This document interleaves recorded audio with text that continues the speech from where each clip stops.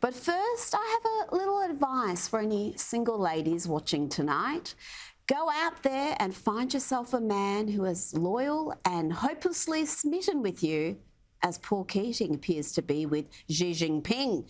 Call me a romantic, but that looks like pure unconditional love. The sort of unbridled admiration that will see a grown man, a former Prime Minister no less, happily beclown himself on the national stage. Had Xi Jinping at Davos 5 years ago proselytising in favour of globalisation. I mean, this is not a state which wishes to overturn the West, you know. But there's a whole lot of difference in not wishing to overturn the West and copying the nonsense from the Americans that the Chinese should live forever under their strategic command.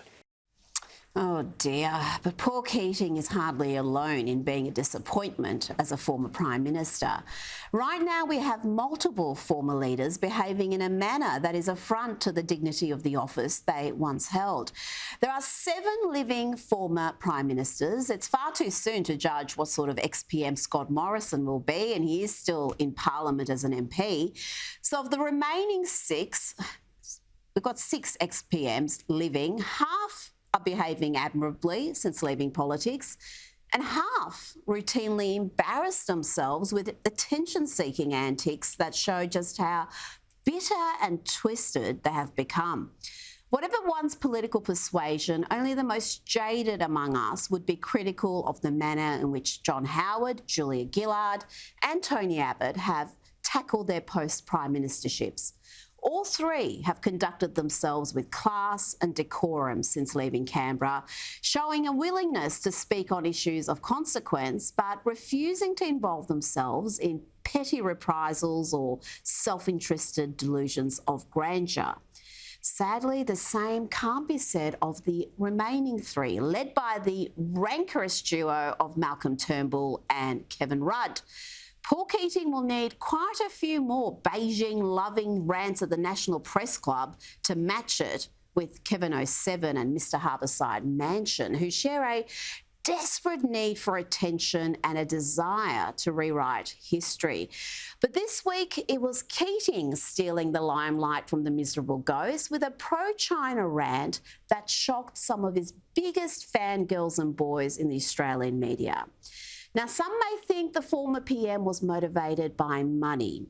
For more than a decade, Paul Keating did sit on the board of the China Development Bank, but it would be a mistake to characterise the support of Beijing as motivated by financial gain. He no longer has any role with the bank or any other Chinese entity, and the amount he did receive while on the board was not substantial, hardly enough to buy a new Xenia suit every year. So it's wrong to suggest his defence of China is motivated by money. It appears to be entirely ideological. Among Paul Keating's most shocking comments on Wednesday was his dismissive response to China's gross human rights abuses. He could not bring himself to categorically condemn the Chinese Communist Party's brutal persecution of political dissidents, the Uyghurs and other religious minorities. China's treatment of the Uyghurs in particular has been accurately described as ethnic genocide. And yet the best Paul Keating could do were these weasel words. I'm not to defend China about the Uyghurs. I mean, there's disputes about what the nature of the Chinese affront to the Uyghurs are. What if the Chinese said, but look, what about deaths in custody of Aboriginal people in your prison system? You know, wouldn't that be a valid point for them? No, it would not be a valid point, you recalcitrant fool. For one, the rate of Indigenous deaths in custody when compared to the Indigenous prison population is lower than the rate of deaths for non-Indigenous. And last I checked, Australia was not putting Indigenous men, women and children in slave labour camps, nor forcibly sterilising women. Keating's crazy stance may have shocked Labor, but most senior members of the Albanese government were too gutless to put him in his place. Here's Defence Minister Richard Marles on the ABC. Start with your response to Paul Keating's accusation that you and Penny Wong influenced the Prime Minister to make the worst international decision by a Labor government in 100 years.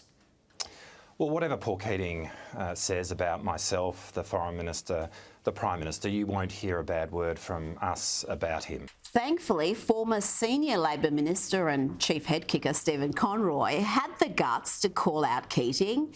Here he is on Sky News. Paul Keating had nothing to say when China did a deal with Solomon Islands to build a military base, basically on Australia's doorstep. That's not about their doorstep, that's Australia's doorstep, Paul. So have some courage and come out and address all of the following issues, Paul Keating. The militarisation of the South China Sea, ruled illegal by the international courts.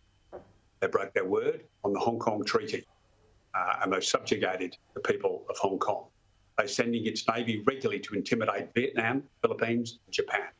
They broke all the rules of the WTO, Paul, which you say they're a member of, when they banned Australia's exports. They've been persecuting their own citizens, the Uyghurs, the gay and lesbian community. They're supporting Russia in the Ukraine, Paul. What have you got to say?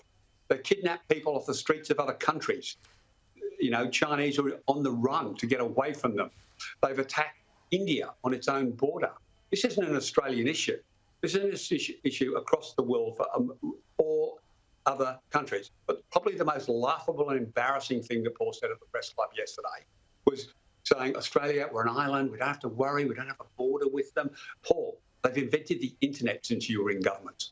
And what that means is Australia, if you get the security report, which I've read, which you don't, and you haven't read, they attack Australian companies, government, infrastructure every single night.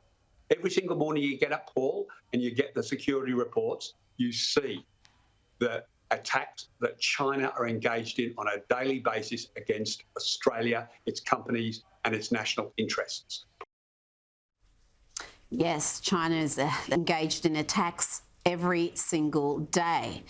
And what we saw from Paul Keating this week was certainly unedifying, but it's going to impact his legacy, but he still has a long way to go to catch Kevin Rudd and Malcolm Turnbull when it comes to being considered the worst living ex-Prime Minister in the country.